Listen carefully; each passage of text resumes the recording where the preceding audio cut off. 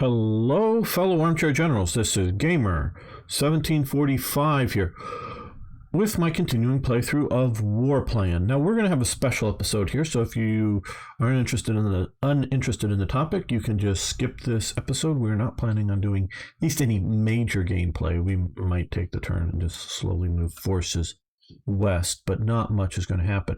And the topic, because several people were interested in seeing me try to do an invasion of England. Now, my first original thought was wait for, partially just because I want to, we may still do this, we'll see about what's going to happen here.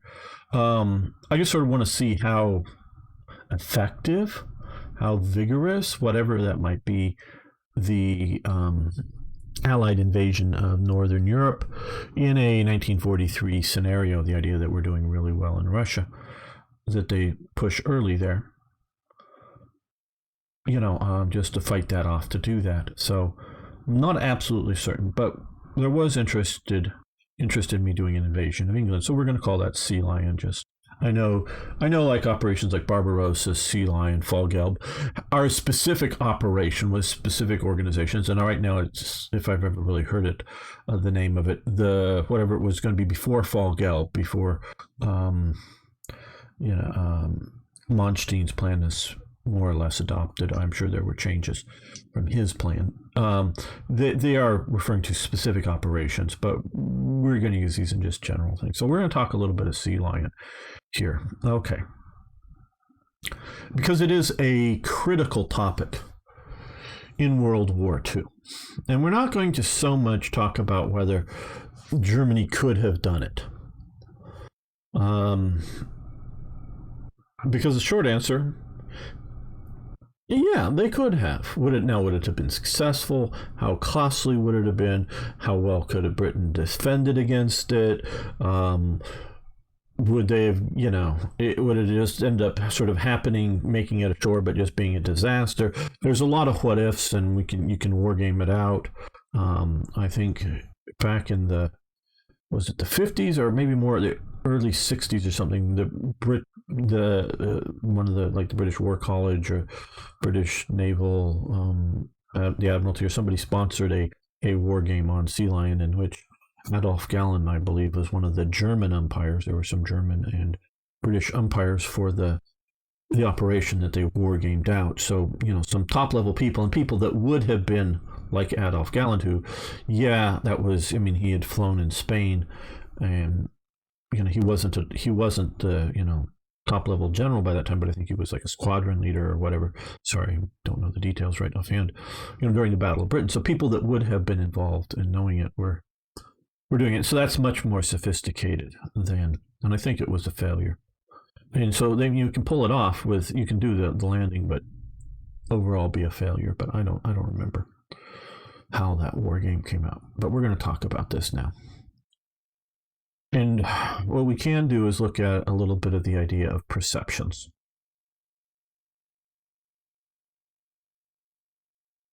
And before we get into it, my thinking is here, because I've sort of looked a little bit, is how do we do this? I'm not exactly sure, but I'm sure they're not good, because these are minefields here.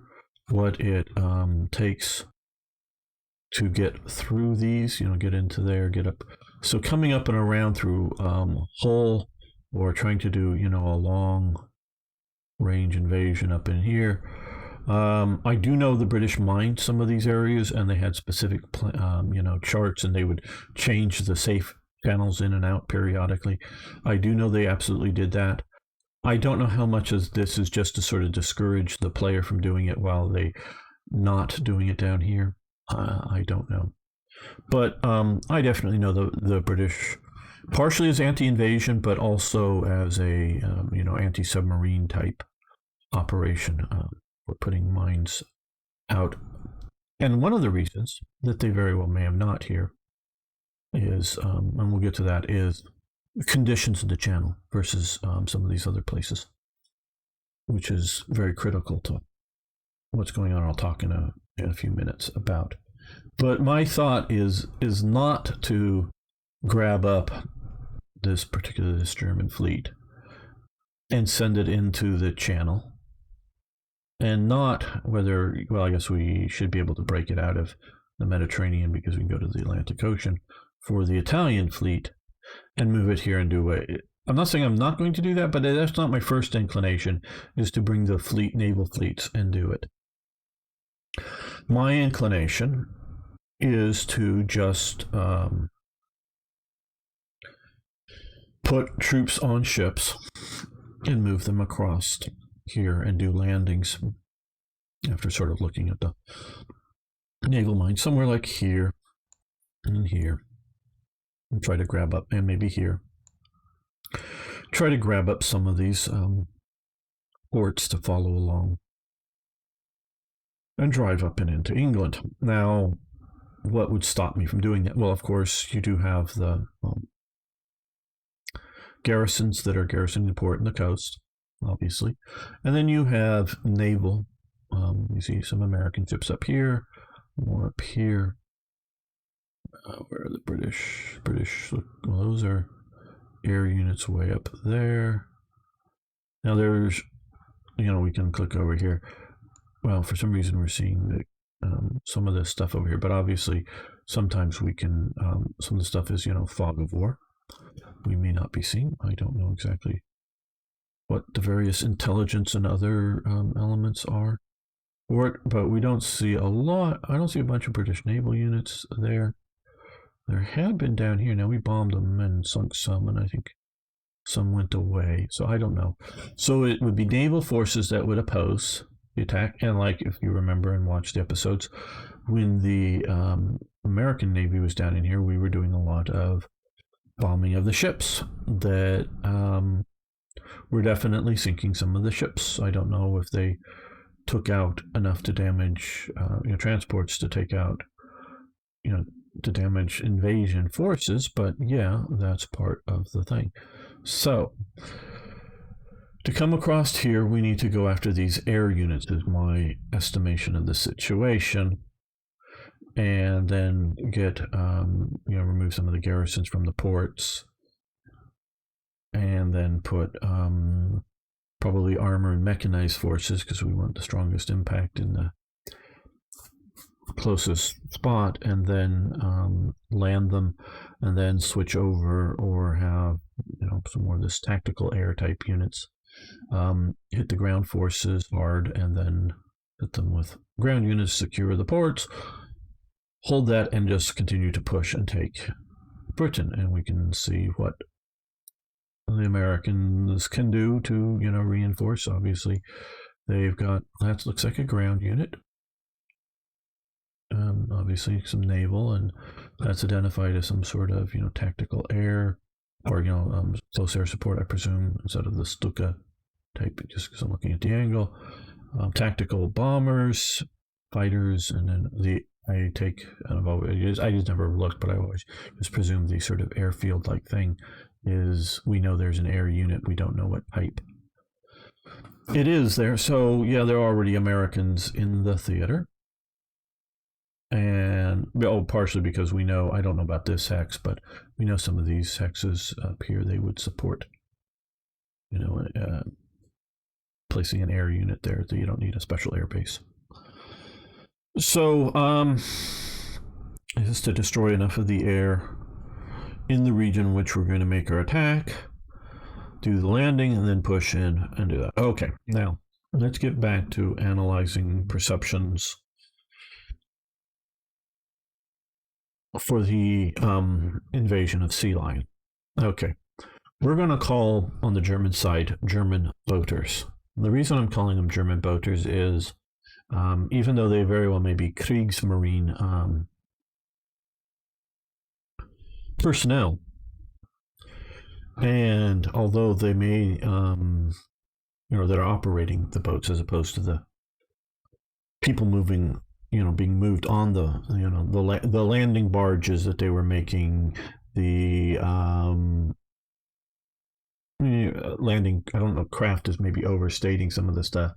The floating things, the boats, the smaller, because they're mostly not ships that are going to be moving the people.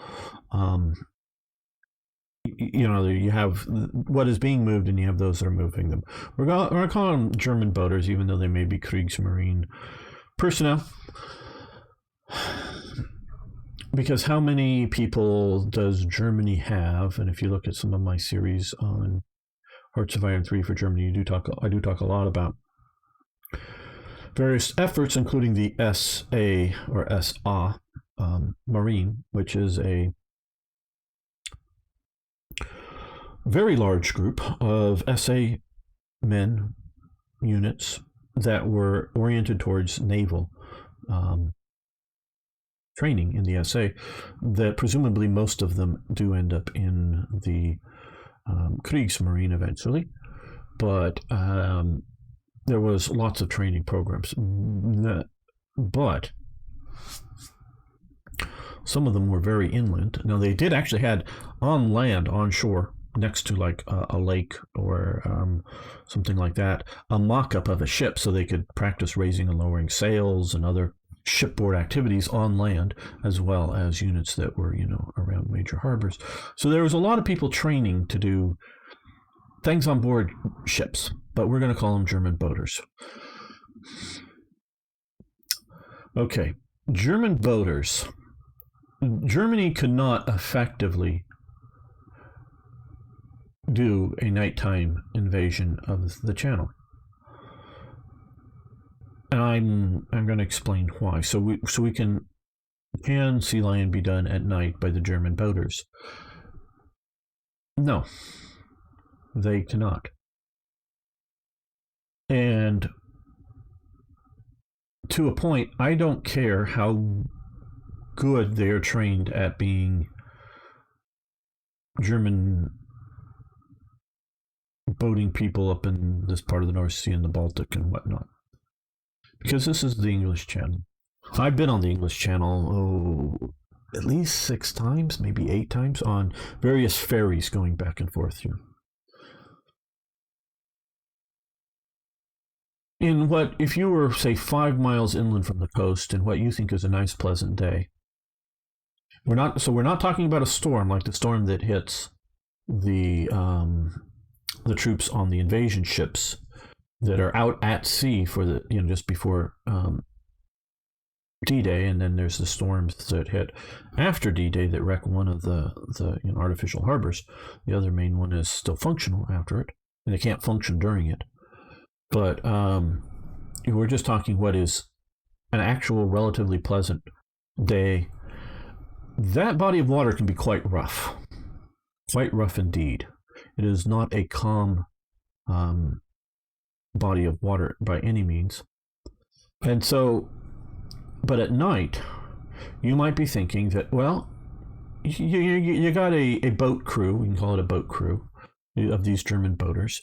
And most of them are just guys that, you know how to tie ropes, do basic onboard chores. Somebody who knows how to operate the engine down in the engine room, because some of the boats and ships, or boats and barges and whatnot, the guy who's steering the steering wheel, he just has a signaling device that, you know, says more power to the engine, you know, full power, you know, different power to the engine, reverse or whatever, and that signaling device just signals somebody in the back.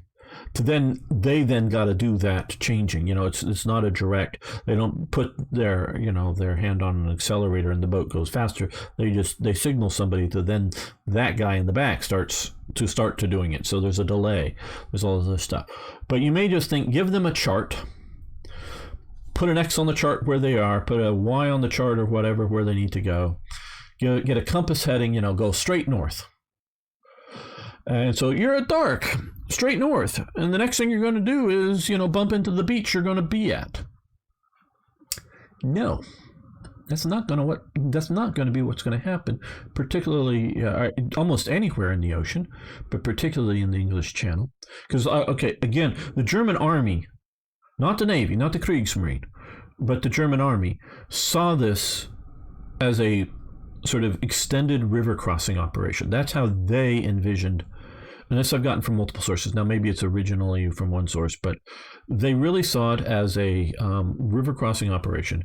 You know, like they came across the Sudan river, lots of air power, some bridging, or some, well, to get the bridging across, some guys in, boats getting across, assaulting across the river. They see this as just a magnified river crossing, and they're entirely wrong about that.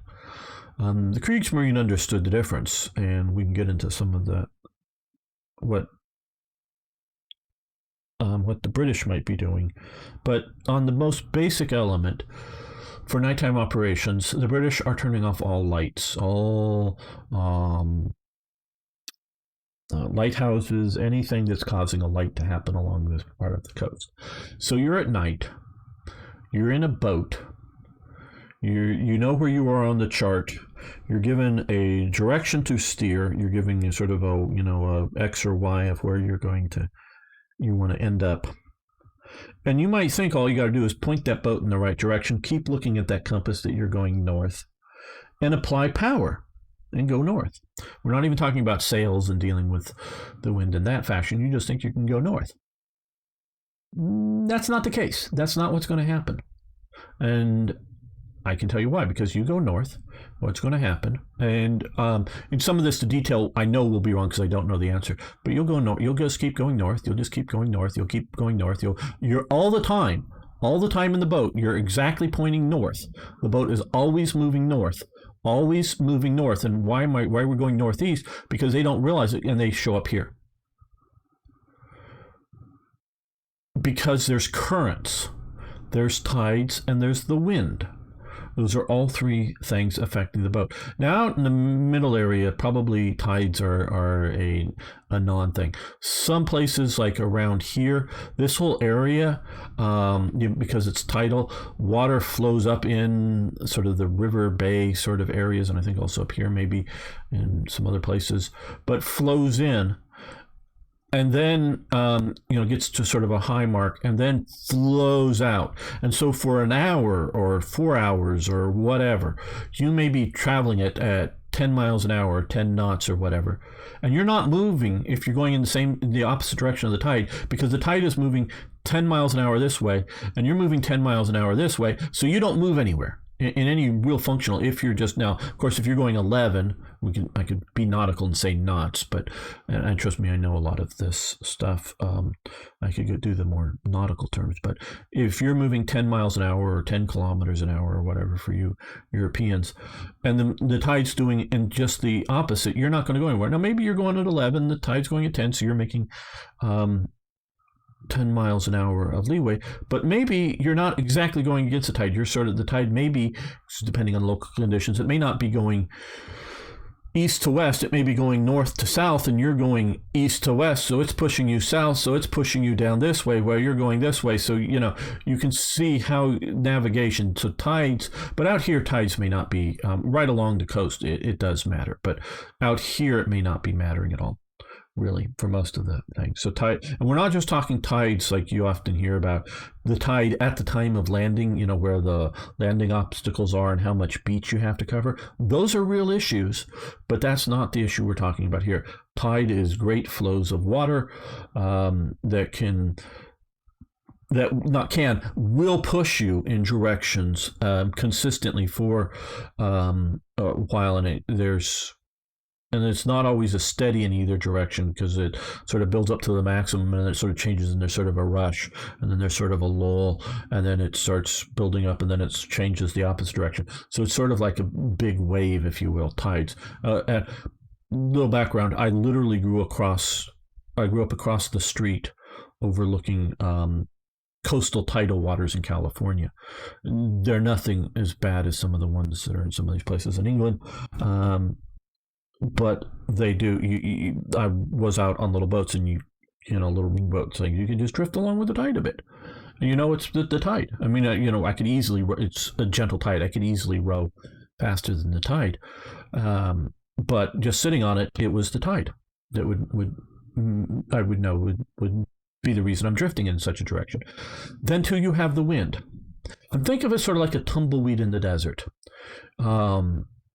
On land, but when you're on boats, and we're not talking about anything that has a sail that's going up, we're talking about like a river barge from the Rhine that may or may not be converted to like put a vehicle on to roll on, roll off. It could just literally be a standard river barge that you're going to pack some troops on it. It's relatively flat enough bottom that it can come to a regular sort of beach close enough that the men can jump off without getting overly wet and not spoiling their ammunition and their gear. You know, their boots may get a little wet or something, but not getting overly wet, and deposit troops effectively on, you know, we're not even talking like Higgins boats landing craft. We're just talking about a barge, and these can theoretically be operated by people who have a lifetime of experience on some of these rivers, and maybe even, you know, a little bit coastally here. But we're talking mostly Germans, so they're mostly, you know, just delivering stuff to ports and picking stuff at ports up and coming up and down rivers. So you may have people that are really familiar with handling the barge. Now they may not be having the civilians that are doing it. Now, of course, some of those people have been drafted into the Army or into the Navy. But I'm still calling those German boaters because they're not proper seamen here. And again, because I want to make the distinction, because I've read a lot of 18th century, both good historical fiction, as well as histories to deal with, like the smuggling along the coasts in the 17th and 18th centuries back and forth. Those guys can operate at night. They know the tides. They know where to anchor. They know all this stuff. They know how to do it at night, even without any effective coastal lights. They know how to do it. They grew up around it. But most of the British and the French were not cooperative enough to have enough on enough German boats, because you got to have one guy on each one of the boats that knows how to do it properly and knows all these conditions, or it's going to be a total mess. So you have the wind. You put nothing else is happening, perfectly still, like on a lake. Nothing else is happening, or a pond, you know, an artificial pond. And you put something with no sails on it that's fairly heavy but floats. And you have a consistent wind, like there's often here. It will blow you in the direction of the wind. Not as fast as if you had a sail or whatnot, but it'll go in that direction of the wind. So the wind will affect it. And then 3, the currents. There is a significant current. I think it flows up this way, but I may be wrong. Sometimes there's, and I don't know for the English Channel, sometimes there's currents along this part is in this direction, and along the south coast it's along this direction. There's all kinds of currents, and currents will also be localized at where rivers come out. And there's a minor sort of river here, not as like the Thames or some of these other stuff coming here. But there's all types of currents going on as well. And I don't know them for the English Channel. I could look up things, but and there's whole guilds of people for pilots along some of these areas. I know still to this day, and I mean government official guilds for proper pilots for stuff, and major super experienced pilot captains type on big vessels or small vessels that ply the world's oceans will specifically hire in, fly out, helicopter out, or small boat out a professional pilot to get through some of these trickier waterways for the 6 or 8 hours or something they need to go through the tricky maneuvers, and get these highly qualified people into the boat, ship, whatever, for that operation. And they're highly paid, localized workers. Trinity Lighthouse, Trinity whatever is one of them. That, I'm sorry, it's been many years since I've read about some of this stuff, but they do this. So there's all kinds of currents that are going on and can be localized and generally going on. So if you have nothing to navigate by, and even if you have clear skies and stars to look at it, these German boaters don't have a sextant, don't know the stars well enough to be able to fix their position and keep checking it every 30 minutes to see if they're varying east or west or whatever along the coast as they're moving up here to readjust their position. And you can't quite just say steer this direction here that will then make you actually go here, because it's not that consistent. And each hull type, different types of barges, some of them had dual sort of barges that were connected together for like the flak ferries, and more vehicle ferries and whatnot. There was all this kind of stuff and all kinds of boats.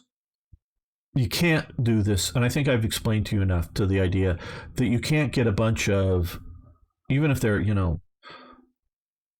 somewhat small boat enthusiast type guys from other parts of Germany that are each captaining each one of these vessels. It's going to be a clusterfuck, okay? And the idea, there are a lot of isolated beaches, a lot of areas that don't. You'll just get to the point here. Let's just say from here to here, there is effectively no suitable beaches. Say, I'm just sake of argument. And if there is a little bit of sand somewhere, it's almost literally trapped or whatever.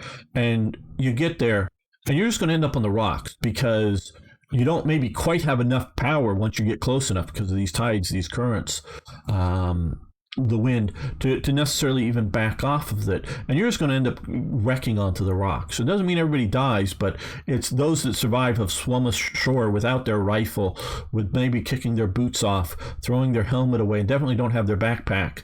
And they've just made it ashore from a shipwreck. They aren't going to be your conquering armies. And the guys that are sort of littered along all these coasts, the British are going to be able to deal with them, okay? Now, if 10 or 20% or even 30% of your forces is littered along the coast, okay, so long as, 70, 80% get to the right spot, fine, and are able to vigorously push in. Okay, now the British, one sort of theory is, had they had all the boats ready, had they sort of, had a pre-war plan of organizing up the boats and had them all sort of checked in and were able to rapidly move them in the first, let's say, 60 to 90 days after the fall of France, once Vichy is formed, to then be ready to go. Yeah, maybe at that point, if you had all of that ready, maybe you're going to catch the British on the south coast here, too unprepared to deal with an invasion. But from good sources like Dad's Army, the series and whatnot, I know it's a comedy series, but there's truth behind it. Britain was very, very worried about an invasion. Extremely worried. And they took huge amounts of precautions, including creating secret societies, in essence, secret commands that may or may not really have been the idea that if Britain fell, that they would continue on a long resistance campaign. That's maybe part of it. But part of the idea is that, yeah, if the Germans, get south of London, here, secure this part of it, that these groups would come out and start doing sabotage. That they had hidden underground tunnel bases built around for 10 guys, 20 guys, 4 guys, whatever, with explosives and submachine guns and whatnot. And so they're local, but they disappear from even the local people can't point them out, because they don't know where these secret little tunnels are. And some people are still finding some of these to this day that may have been marked on some secret maps somewhere, and the people that knew. But after the war, they sort of quietly collected all the explosives and guns and turned them back in. But sort of the tunnels and some of the, and they're partially filled in and whatnot when they find them. And some of the other supplies are found in there to know enough that, oh, this was one of these sort of secret bases. And so it just sort of got lost to time. And they're still finding some of these around Britain. I don't know how many left. Maybe they found them all by now that are enough to be identified. And so they were going to, they develop a real total resistance idea of, especially in this part of Britain, to give Germany headaches during the invasion. And so immediately right after it, so if you had done a lot of pre-planning, a lot of it, and 30 days is too damn fast, in my opinion, even if it's all pre-planned. To get all the boats here, get them in. If you're not converting anything, you're just getting them in, getting them organized, assigning people to command them, getting all that over. Yeah, 30 days is just 60 days, maybe, because well-organized groups of people can get stuff done and pushed faster than I probably think so. 90 days is quite doable, but 90 days you really are, even though it's haphazard down here, it's not, maybe well coordinated. They're really starting to deal with the idea of anti-invasion forces and other coastal areas as well. And they're, planting huge amounts of minefields, barbed wire. You see, I don't know some of the time, but it's, you know, what the time is, whether it's like 1945 or 1941. But I see like beach resorts, so presumably summertime along this coast here, and not in sort of the so much in the, you know, wild parts, but near some of the main cities. Huge barbed wire fences and all this type defensive stuff, and then beachgoers out on all the beach lounge bench.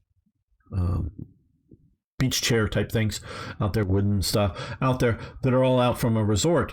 And so what they've done is, and they, you know, there's some sandbox positions is, well, they're not coming down. There was no invasion fear at the time, and they had to pass through, you know, gates or whatever for the people to go from the hotels to the beaches, and it's all barbed wired up there. But in literally, you know, moments notice, few hours notice, that beach could be cleared, and they already have all the pre-set up tank trap, you know, concrete tank traps, barbed wire, and, you know, the machine guns maybe in the armory that's, you know, on or near the beach, you know, not pointed out over the beachgoers, but quickly, you know, put out to cover some of the resort beaches. So I've just seen photos of like that. So they were building these beach defenses. So I don't know specifically what beach, how big was the defenses at times, but they get to be a fairly good Atlantic Wall version in some places. And I don't know how consistent along it was. They're doing lots of landmines. They also, I think, I did demonstrations, but I do think they did at what they thought were high risk beaches that they set up oil drums back behind the beachaways, and then buried some sort of like rubber tubing or metal pipes that then come out under the water, and then, you know, they tested them out in a few places. And I don't know how much it was for the propaganda cameras versus how much it was for the you know, just testing it out, to versus how often they did this. You know, meaning they may have just done for a few times for the propaganda cameras, or maybe they did it everywhere, but just showed it also for the propaganda cameras. But, you know, that they would then you know, create an oil spill, an oil slick, and then, you know, just shoot like a flare pistol or whatever out into it, or tracer bullets or whatever into the water, and then just catch that whole area of the beach on fire. And so long as you can keep pumping oil out into it, which will go to the surface, it'll keep that bit of beach on fire, you know, out in the water. And, you know, men in boats that are going to catch on fire are reluctant to go into the fire. You know, so whether they're willing to go through the fire and get through it or not, depending on how bad the fire is, you know, I'm sure a lot of invasion barges might get through okay. You know, but some are probably going to catch on fire, and some of the people are going to burn up on the boats. You know, especially if you're also machine gunning people or whatnot. So they had a lot of these anti-invasion measures being taken, and then they had internal ones. So you've got to come through pretty damn strongly. So a night invasion is 100% off in my estimation. So you're going to have to start it at basically, well, before dawn on the German side of the channel. You're going to have everybody in their boat. Okay. So, in their landing barges. Now, you've seen how tight, I'm sure, because I know enough of my viewers, most of you aren't noobs to World War II. You've heard of D-Day, you know, I know you know all this, but I'm always worried about just how much I should, quote unquote, talk down to you to how much you know about what's going on. But figure your invasion barge. Unlike the Higgins boats that were coming ashore, like I was starting to say, you've all seen photos of that. They're packed damn tight. Now, I'm sure there were a lot of guys that pissed their pants. And probably some shit their pants too. Yeah, I'm not even talking about when machine gun fire opened up on the boat, but I'm just talking about getting into those Higgins boats and getting ashore. Just because, hey, the bathroom break didn't time out right. I'm not even talking fear. And there was that, and other sort of seasickness, people throwing up in those Higgins boats. that they're packed tight. And I'm not disparaging anybody who shit their pants just because, hey, sometimes you just eaten something and you have diarrhea. And you're just, you can normally make it to the head on the ship or the latrine somewhere in time, but you're stuck on a damn Higgins boat, and there's no real way to get to the edge of the boat and shit or piss over the side. Okay, so yeah, I'm sure that happened. I mean, we don't talk about it, and I normally don't dwell on toilet subjects on my channel, but that's a real thing. Okay, so that's the Higgins boats tightly packed in that are going from a ship to shore. But they've got to go in a coordinated way. So you've got to load the boats. The first guy's getting into the first sets of boats, and then you got to load several sets of people before even the first wave goes through. So that's going to take a while. So before dawn on the first day, you're going to put everybody on board a barge. We're going to talk a river barge here of some sort. Everybody who's going to go across is going to get on that barge. And I'm sure it's going to be relatively tightly packed because you're not going to have endless amounts of barges.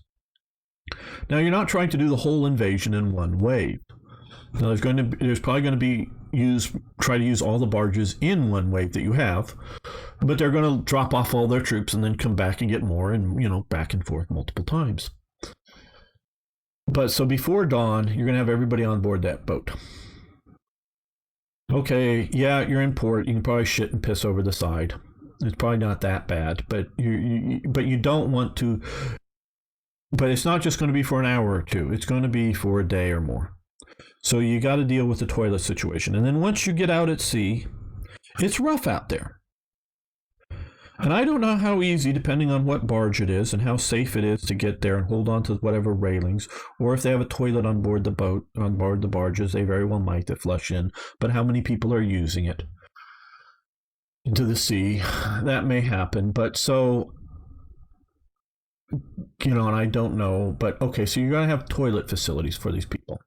Now, you also need to have drinking water and food.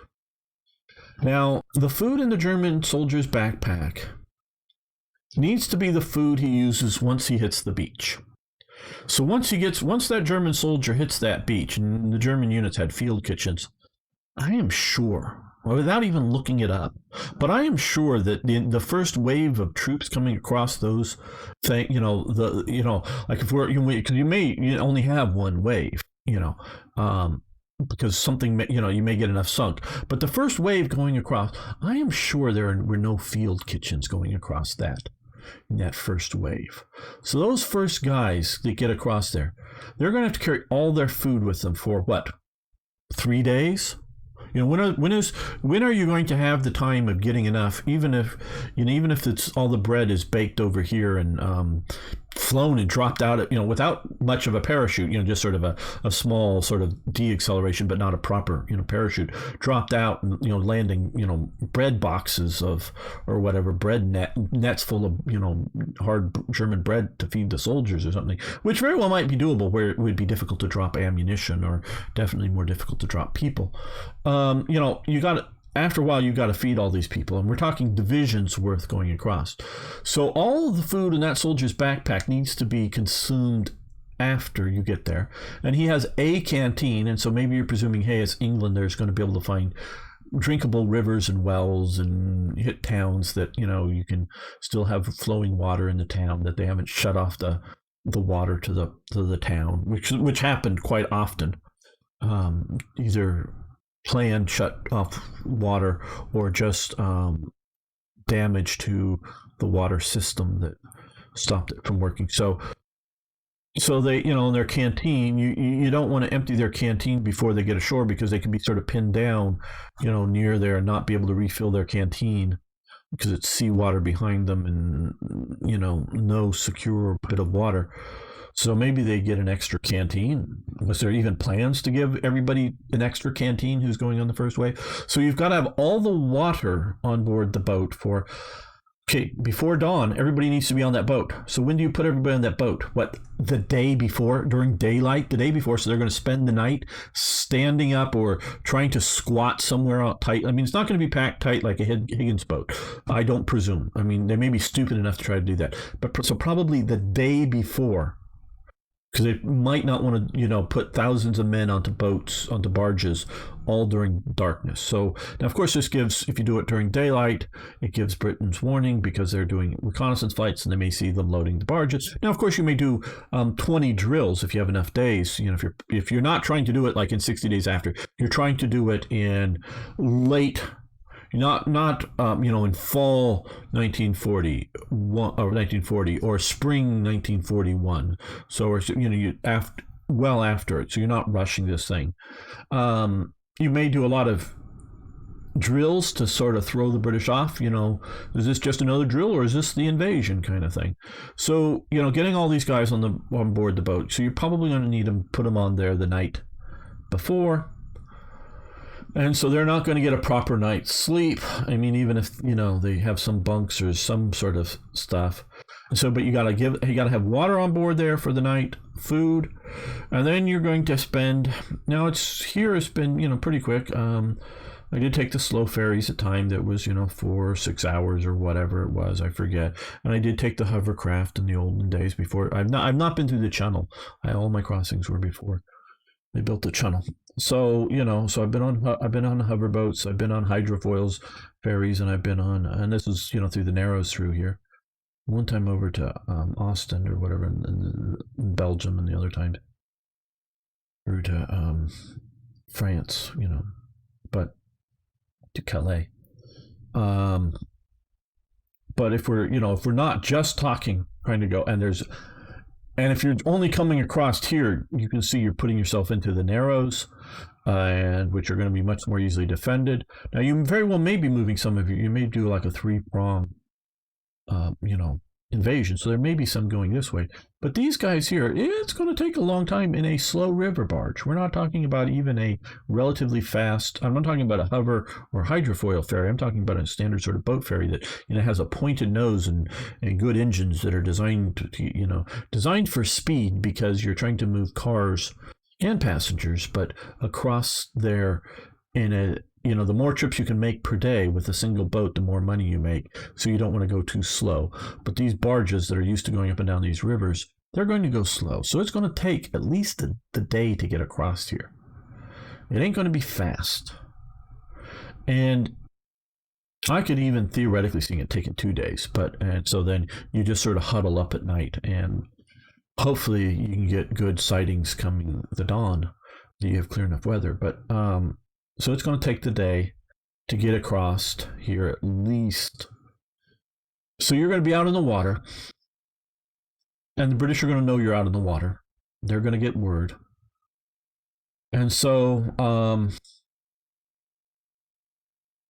and if you're wondering, the people that did the Dunkirk miracle, if you notice from some of the, the movie Dunkirk and some of the other stuff, including Real Histories, the Royal Navy at first was trying to get all the civilian boat owners to just turn over their boats, but basically there was almost a mutiny, we could say, and they very quickly realized just to go with it was just to have the civilians run their own boats, because the boat owners, where did they boat? Go out to ocean. Oh, they went out in the English Channel areas because that's where they owned. They weren't bringing boats from the Irish Sea or up from Newcastle and Hull area. They were bringing boat owners from this part of the world, so they knew this coast. They knew how these were the experts that were able to get. They might not have been an expert on Dunkirk and this environment, but they were an expert on all of the general environment. They knew what they were doing. So even though these were young men, old men, fishermen, whatever, that some of them were like literally fishermen that went out almost every goddamn day fishing, and they weren't necessarily, because I've known fishermen out here in California, which often go out, for a week or two at a time. My cousin's one of them. A commercial, sort of commercial sports type, a fairly large fishing boat out here fishing and done different things off our coast here. So I've known these. So they're not like a Monday through Friday kind of job, and they get days off, but they're out here. They know the weather, they know the conditions, they know by looking up at the sky and the sea state and what's going on. They're experts. They can do the Dunkirk at super short notice. They can do it better than the Royal Navy can do it, because the Royal Navy may have a bunch of experts, but they're already commanding destroyers. They're already doing something. So by getting all this distributed knowledge here that's in just this part of England to do the Dunkirk thing, they got the experts to do it. So that's why Dunkirk was able to happen, was because they had the experts on hand, and they were also expert on that individual boat because they knew their boat. The German boaters, yeah, some of them very well may have been the barge owners or worked on a barge or knew how to do barging on the river, but that's still different. I mean, they may know how to run that engine of that barge perfectly fine, you know, and as an expert on that particular engine and that particular barge, but boating that barge out here is an extremely different activity than up and down the Rhine or other rivers. So you've got all these boats. They're filled with men and equipment. Comes the dawn. You're going to start to do things, to move, to get out of the harbor. And the reason you also want to wait till the dawn, and not just false dawn, meaning not just sort of light in the sky, but actually the sun over the horizon, because you don't want to bump into each other's boat, because these are all small ports. And you need to get out of these ports. And I know some of the stuff, and they hadn't changed a whole lot from some of the Napoleonic era, and I've read some detailed accounts, both hiccups. Talking a lot, like I know one of the commenters, sometimes I'm belching from Coke, but sometimes talking a lot I get a little bit of hiccups. It's not digestion for the hiccups, it's just hiccups and talking. Sorry for that. I've read a lot, actual historical accounts and historical fiction accounts, from me also using the historical accounts as their frame of reference for some of the British small boat, small ship action against the invasion flotillas that Napoleon was building up, and at Le Havre, which I believe is here, Le Havre, and some of in Cherbourg and some of these other ports that the British were doing in the Napoleonic War. So I have some vague familiarity with some of these ports, and by modern standards, including World War II standards, they were pretty damn small ports, and they might be able, and you're going to cram them full of boats, and some of them are literally the way they're set up is, they're a harbor here, but then they have a long straight neck that's just narrow, that may be like, I don't know, 4 barges wide, and it's, so there's like, maybe you put 100 barges into the port here, but there's a breakwater built up around it, and then there's a long straight neck out that's 4 boats wide, or barges wide to get out max, and that's with reasonable clearance, but you could easily see somebody grounding and then other barges coming in behind them, turning them to the side and creating traffic jam, just getting the fuck out of the harbor. And you can't just have these barges just sitting out here, because the sea states is going to be rough all the time, and putting them out, overnight out here, just off the coast is going to be rough, and you're going to be losing people over the sides at night. Now, maybe very few, but German soldiers in barges are not German sailors in barges, and so you're going to lose people over the sides. It's going to happen, because it's going to be rough. People are going to get seasick and be throwing up. It's going to be miserable if you're not in a port overnight. So they've got to get out of the port, get out here, get sort of organized up, and go for this beach here, or these 2 beaches here, or whatever it is. And they're coming from multiple little ports along here, and so they're going to be aiming for and getting here and getting ashore. And I don't quite honestly know the time, how long it's going to take. It's going to take different times from different points, how well it's going to be coordinated. And if you're going to get off here or get out here and it's going to get dark, I mean, here it's sort of narrow. So you can all get all this. This isn't a freaking expanded river crossing. This is a sea operation. This is why Napoleon, he had the Grande Armée sitting out here, the greatest army in the world had probably ever seen. You could argue the earlier that was defeated, well, because it's also a military experience, heavily experienced compared to the Austrian army before, but it is arguably maybe the world's greatest army had ever seen, that was basically sitting here wanting to invade, the Army of England it was called. That sort of, I think, where later gets officially changed to the Grand Armée that he then uses to invade Russia and destroys it in Russia. But and so the British, an army that had it gotten ashore intact, or even half of it gotten ashore intact, half of it gotten ashore, would have just freaking crushed Britain, and Britain would have had no ability. But it wasn't a river crossing. It needed naval supremacy. And now, of course, there you're talking sailboats and rowboats. And so it's going to be even more of a clusterfuck. And so you've got to have French naval domination without any problem. And yeah, that's a mess. It's quicker with powered boats, absolutely, for sure. I don't know the times. And obviously, and this isn't 100% accurate, distance maps. A lot of these are sort of fudged a bit to give open sea hexes and whatnot. And now, yes, you can shoot a big artillery piece from here to here at the closest spot. You can sort of look through with big binoculars. I think there's some photos of Hitler looking through, some sort of super big, artillery spotting binoculars, something across the English Channel, and seeing, Dover coast or whatever, and that's just right here. But that's at such a narrow extreme that even if you do put a Panzer division here, yeah, again, like if you somehow the first 30 or 60 days after,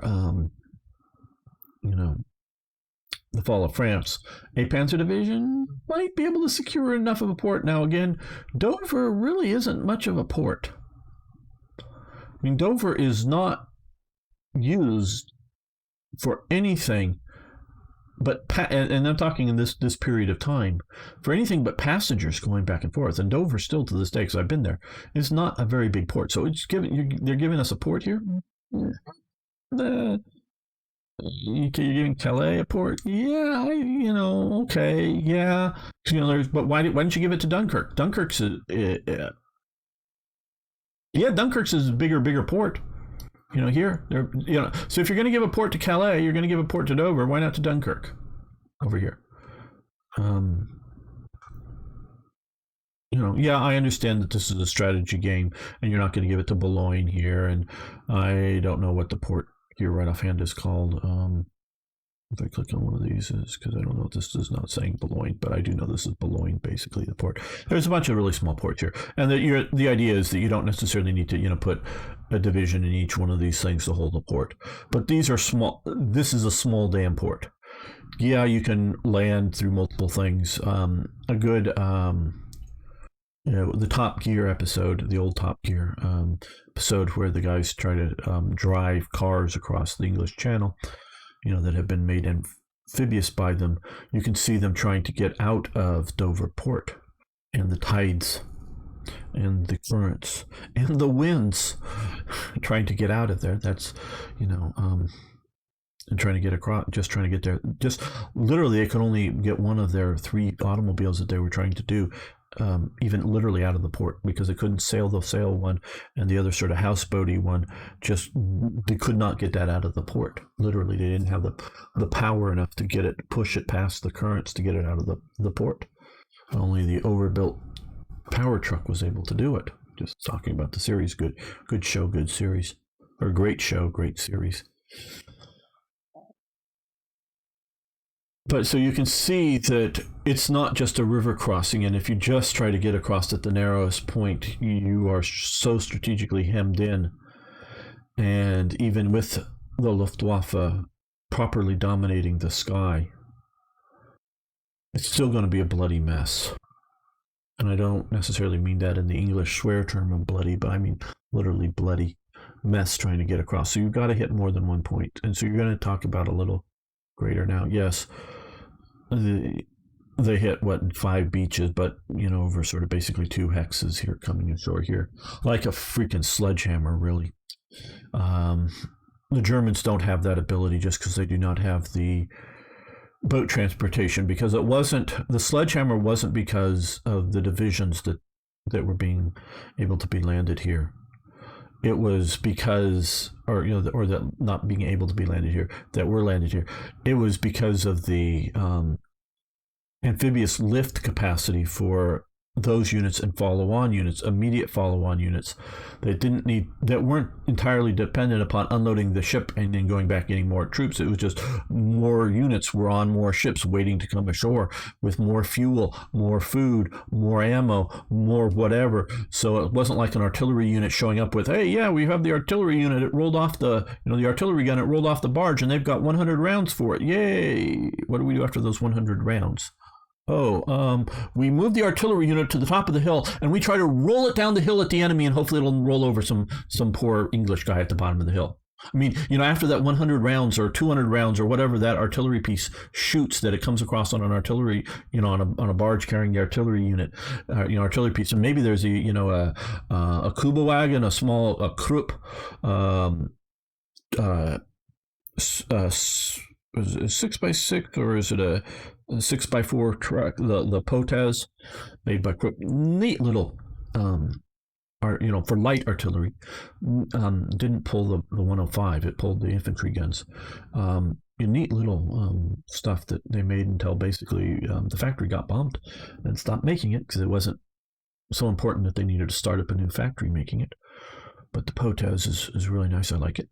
Really good flexible unit. Okay, that unit, now that for a lighter, shooting the 75 millimeter really light infantry gun, well, they're going to have more than 100 rounds for that thing for sure, but that's just that light. But we're talking a proper 105 millimeter howitzer. How many rounds are they bringing ashore? How many rounds are on the barge? How many rounds do they get off? How are they getting it off the barge?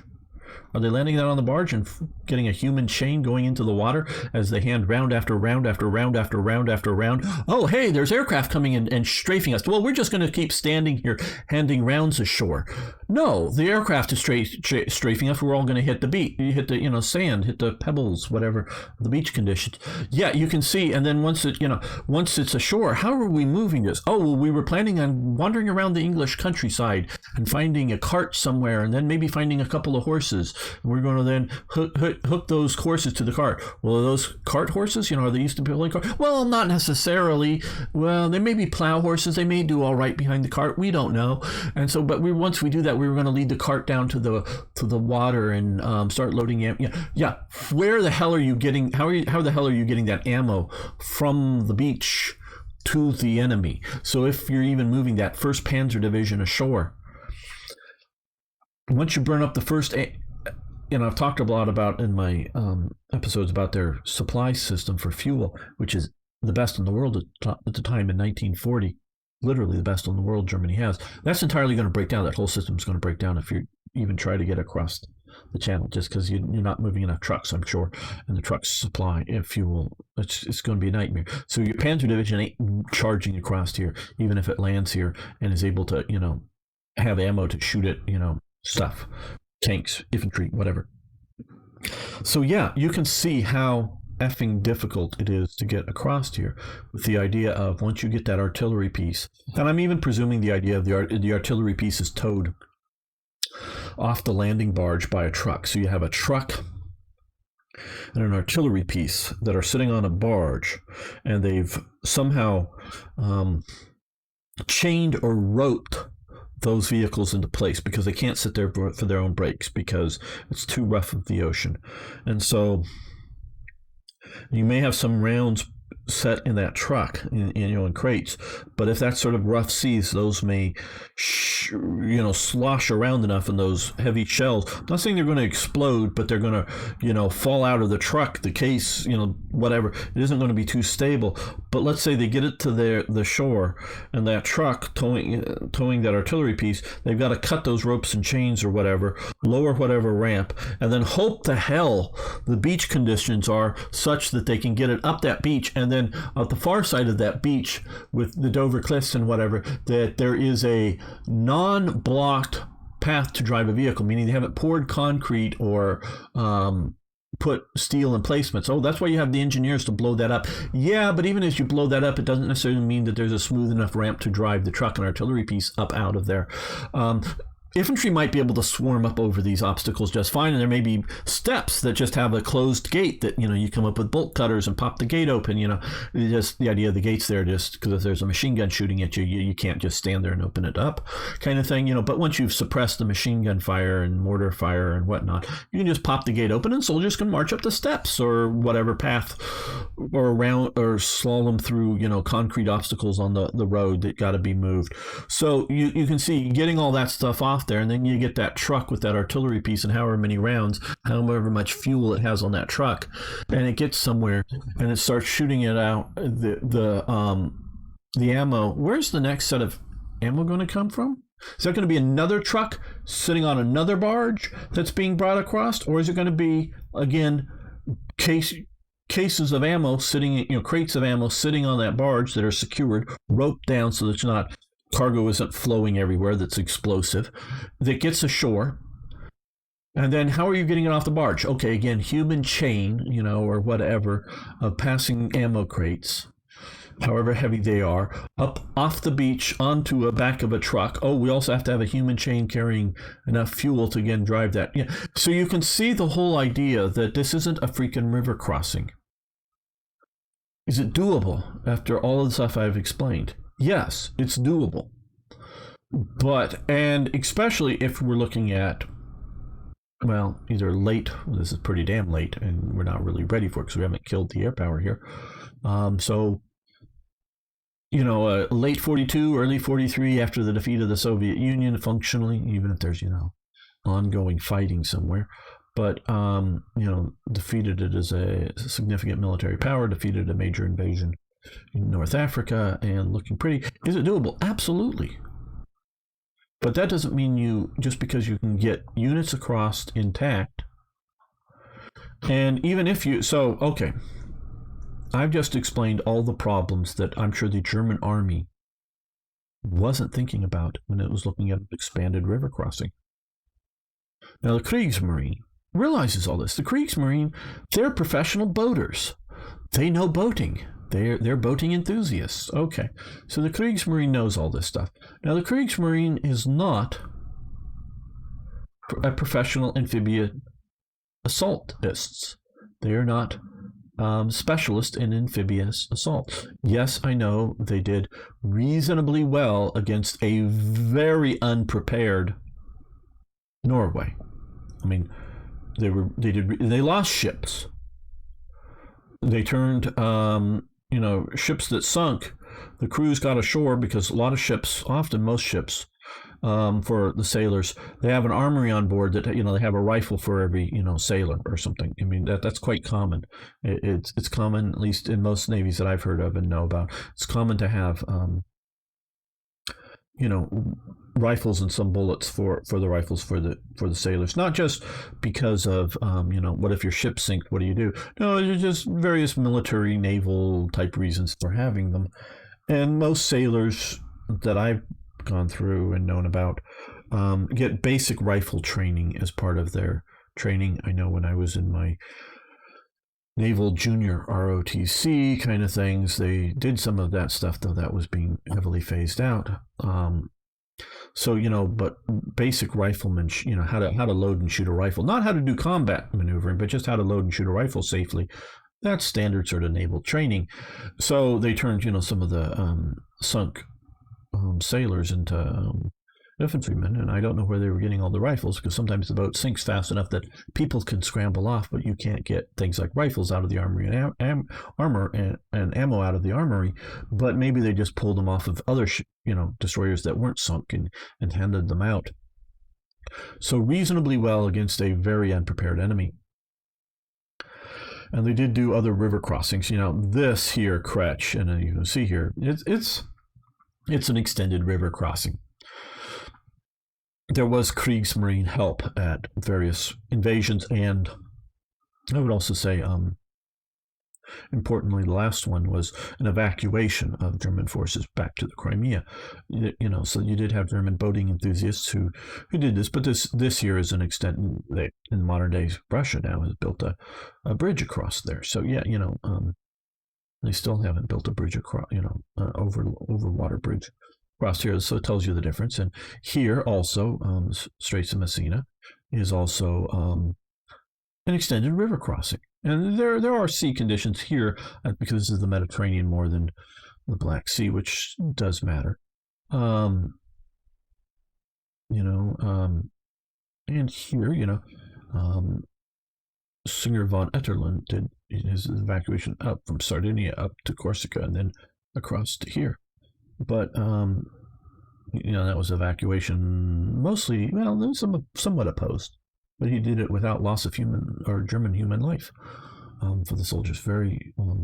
But there were submarines, there were motor torpedo boats, there was enemy aircraft operating while he was evacuating. I greatly admire his evacuation and pulling all of his significant mobile equipment out. Towed artillery pieces, whatever, got all that out. Did that. So it wasn't a beaten army. It was just a very effective. And there wasn't Allied landings that he was fighting against it, but it was just an efficient, good evacuation that von Etterlund did very well. I greatly admire his tactical withdrawal from there. But yeah, this is a extended. Here, this is close enough. This would be, in my opinion, also another extended river crossing, but we can see it's a bit closer here, and this could be treated as such, though the coasts are a bit rough.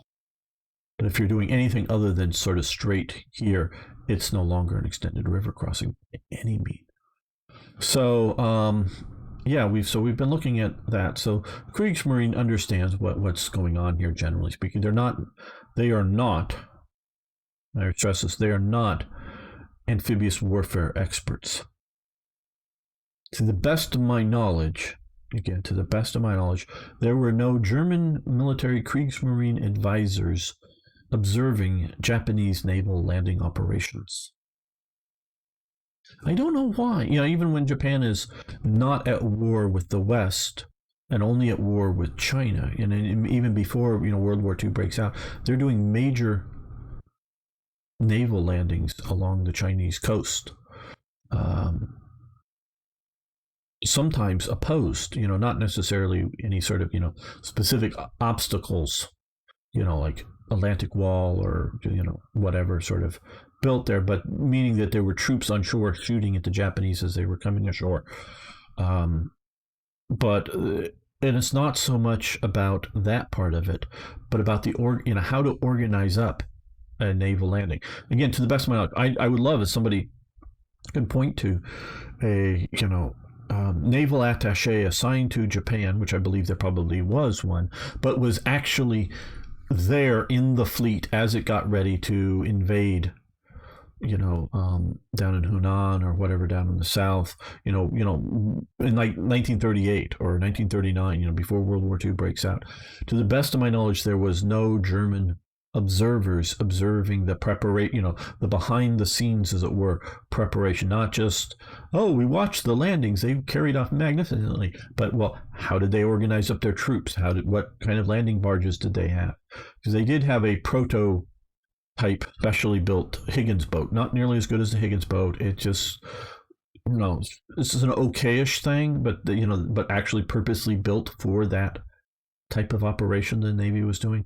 So Japan were, for their time, amphibious warfare experts. Now, of course, the USA, Britain follows along, and Britain is also learning its amphibious warfare and sort of commando raid style operations with their very fast landing craft. They create some very, almost not quite speedboats, but damn fast ones for commando raids, so they come in at night, power up onto the shore with rather smaller than Higgins boats, and actually somewhat armored, land some, like 5 or 6 of these boats or whatever would come ashore, land a commando team. The commando team would go do whatever mischief they were going to do, and then come back, and then power back off these shores and do it, whether it's along, not just along here, but down here, coming off of ships, or, way up here in Norway, kind of things.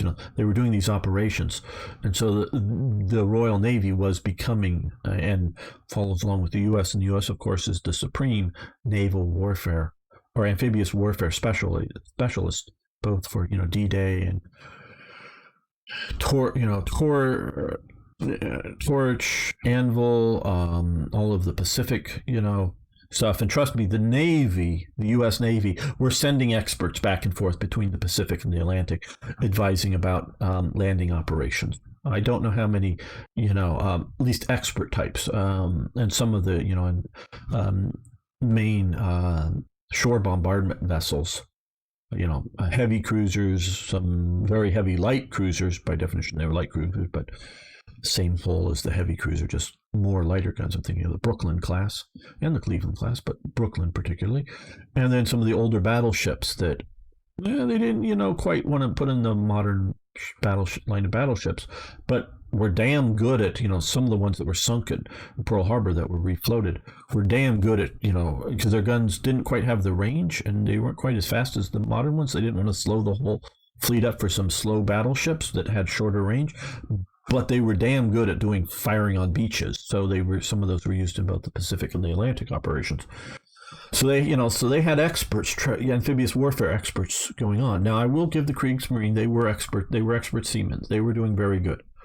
But so they knew the sea conditions, they knew the problems. They were not and did not have a significant amphibious warfare command, experience, whatever. But they could get you across the channel. Yes, I absolutely think they could. But they realized that there would be lots of aircraft attacking them.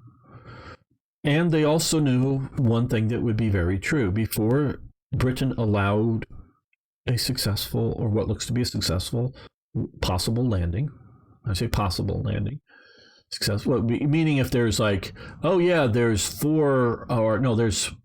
30 landing barges, we spot them out in the channel, they're moving north.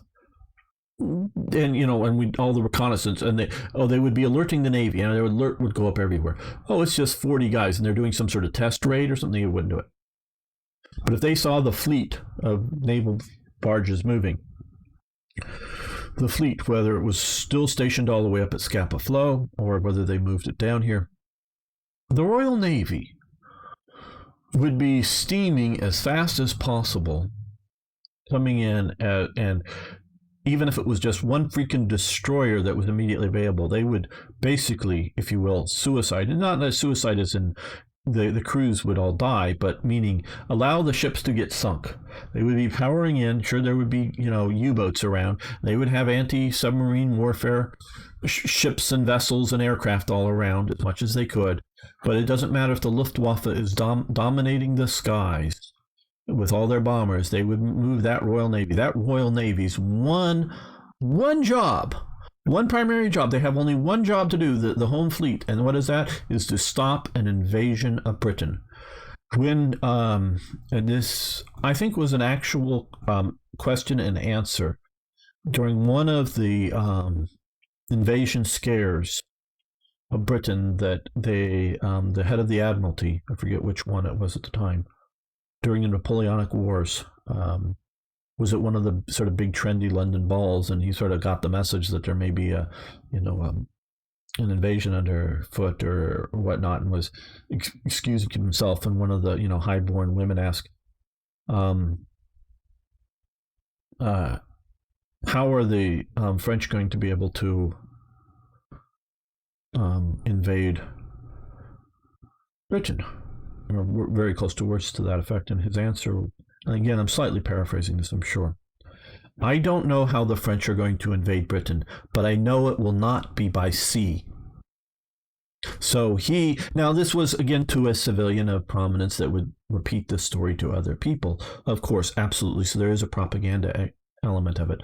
But he was going to do everything in his power, including sink every last British naval vessel charging into whatever Napoleon was going to send against an invasion fleet. It didn't matter the odds, it didn't matter the likelihood. He was going to do everything to make sure that however Napoleon might invade Britain, it was not going to be happening on the sea. And this was at a time that balloons did exist, and especially in France, they were testing, hot air balloons. And they might think they're going to dig a tunnel because, they might think that they're going to tunnel across. under the channel, but he knew it wasn't going to happen by sea under his command. And so he was going to literally throw every single vessel of any sort of size against any sort of invasion fleet that was coming to Britain. It was not going to happen under his command, if at all possible. Yes, we know about wind and tide, and these are sail ships, and some lucky thing might happen, but he was going to be damned if it was going to happen under his watch. It was not something that was going to be allowed to happen. And that is, I am absolutely sure, the current Admiralty feeling of of the time during World War II. They would sail every single ship they could, battleship to tugboat, out, and they did arm little tugboats. Often they'd arm tugboats because they would use them to escort vessels in and out of some of these minefields. And there might be a submarine out there or something that they need to shoot at, or aircraft they need to shoot at that be strafing them. So these little vessels were armed, and if they were around here, they would be going out to attack the landing barges or whatever it is. They would basically and suicide until the vessel sinks, and everybody would overboard. The survivors would go into the water and try to make it ashore, of course, but they would suicide every single last floating vessel to stop the invasion. If they determined that the invasion is coming, they would do it, because they were quite sure that if they sunk enough of the vessels coming across the water, it didn't matter how many more divisions were over here, they sunk enough of those vessels. You sink half of the invasion vessels, the other half can't do enough trips, because the ground army will stop the trickle of troops coming across. So all you got to do is shut down the major invasion fleet, sink it basically. And so they would do everything they could. And I'm absolutely sure the Royal Navy, even if the German Luftwaffe is dominating the skies, every single bomber, every single fighter would get up there and do every single strafing run, bombing run, even if it's one bombing run and they're going to get shot down and bail out over the ocean, and try to get ashore, or whatever it is. They would do all of that stuff to sink every single one of those barges they could. So night is Germany's only hope to get across, and I've already explained to you why night, in my opinion, and if Trinity Lighthouse people or some of the other people want to come out and who are true experts on this and explain, no, Gamer, you're wrong about this, it could have been done at night and here's why, fine, let them come out and dispute me someday if I get big enough and popular enough, and this episode is ever coming out there, that will dispute why they could have come across at night. But in my opinion, they can't make it at night.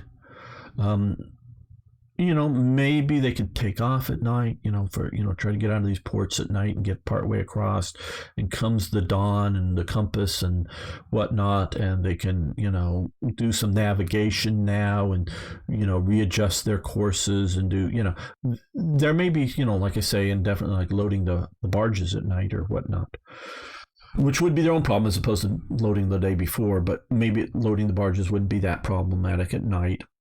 Again, you got to do it entirely in dark, and how many people are going to fall off of gangplanks and drown in their boots, packs, helmets, and all that stuff in a harbor? Now, it may just be 10 or 20 people at night, but 10 or 20 German soldiers drowning is, morale breaking, and all the rest of the soldiers, oh, well, Fritz just drowned. Oh, I don't want to get on that gangway to go on that barge. Fritz just drowned. Well, we got 20 more Fritzes. You get on. Yeah, but that's still effing with people's morale already before you even left the harbor. And so, yeah, the only way Germany's going to easily do this is at night. And they can't do it at night, so they got to do it in the day. So anything that floats, the Royal Navy's going to put out. Anything that can fly, and even if it's out-of-date stuff, because it doesn't need to be a fighter that's going necessarily against the, trying to shoot down a Messerschmitt or even a bomber. It's going to just go strafe a boat, try to machine gun the people on board it. Because even if it has a roof on top of it, the bullets will go through that roof. Might not go through the bottom of the boat, might not, but then again, it might, especially if they have things like, which they mostly didn't, 50 cals, and I don't know the 30 caliber machine guns they're using, the 303s. Their cannons would, but I don't know how much penetrative power, but rifle bullets will go through easily 4 inches of wood. the wet wood, I don't know. I don't know how much metal, but they'll go through 5 millimeters or so of metal just fine. Yeah, so you may be strafing those barges and putting lots of little holes in the bottom that are starting to slowly sink. Now, it might be, bailing it out, literally with the helmets or something. Might keep it afloat for a while, enough to get across the channel, but it might not be able to make it back. Strafing would be a thing. So they would do everything in their power. And you got to remember, even to some degree for the Dunkirk, but definitely for the Battle of France, Britain withheld a significant portion of its advanced RAF just because it wasn't going to sacrifice it over France. It was going to use it to protect Britain, and part of that was to stop any invasion ports. So they would fly everything they could into it, and including half-trained pilots that they could put in there to just go now, sink. Just please don't crash into the ocean if you can help it. And after you've strafed them, come home and we'll rearm you and send you back. So, yeah, it was possible. So the Luftwaffe has to kill every single aircraft it can, disrupt every single airbase it can to, refueling, because, okay, if the aircraft can go out, they fly out 12 aircraft, 6 come home because the Luftwaffe shoots them down, 6 come home.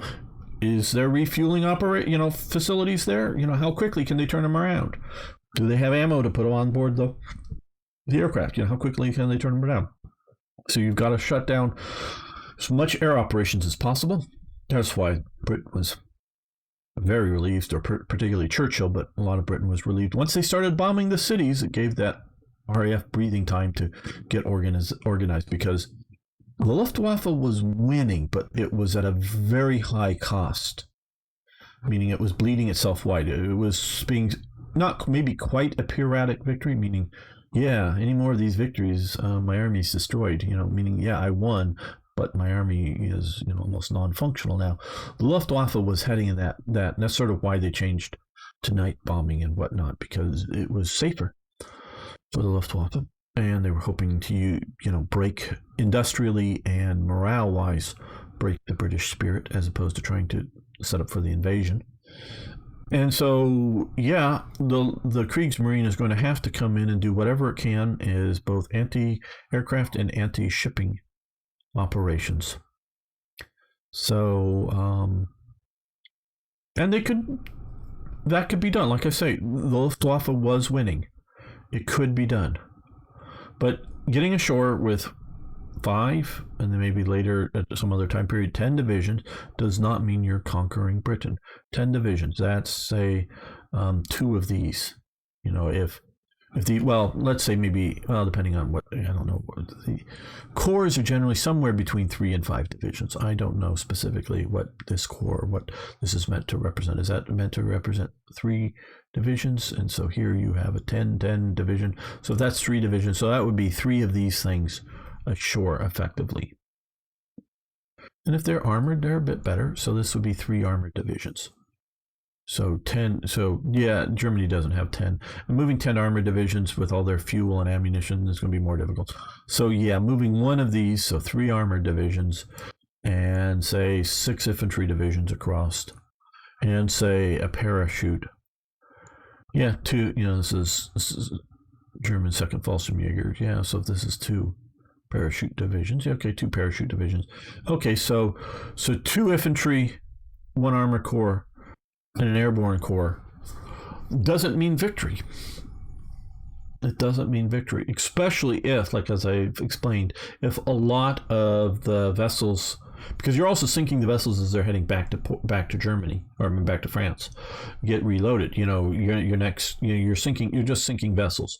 It's best to sink vessels full of troops and equipment, but even empty vessels, because they stop bringing more over. So you're going to have constant losses, and you're going to have vessels getting lost, going there, coming back. They're going to have them get caught on. You're going to get, because a lot of these vessels, and I'm even thinking powered vessels, and we can see a lot of shipwrecks that happen. They can just get in just a bad enough position that between the currents and the tide, even their engines can't get them out of it, that they can smash up onto rocks. So you're going to have, if you will, sort of natural boating hazards just going and coming back. So you're going to have attrition just on that scale alone, even operating under ideal conditions. So you're going to have attrition levels there. And so, yeah, that would be tough. A sea lion would be doable, but tough. We're going to see about trying it. Now, of course, this game is an attempt to be a simulation of reality, but not reality. And it may not take into account all of the various things I've explained. And it may be presuming that when I move one of these proper, cores to a port and, hit that button, embark for operations, we can do that. This comes available here because it is properly in a port, but can do that there. How much can that lift? And those are proper vessels, and if those really started showing up in the port, oh yeah, the British would be attacking them by sea and by air. I mean, just when they're in port and as they were moving along, because they would be moving British submarines into the area and sinking them as they moved along the coast, and there was watch out for that type of thing. So yeah, that's a real thing. So this has been my extended talk, and I'm sure someday I'll make one better with notes. This was just all done extemporaneously on explaining to you the difficulties of a real world sea lion and why it is damned hard. If you made it this far and you haven't already, please subscribe, like the video. I'd love to hear your comments. Tell me why I'm wrong in either a particular or a general element, because I'd be happy to learn why you think I'm wrong, and you may be right, or you just may be an opinion that I'll disagree with. But thanks so much. See you next time for more historical gaming.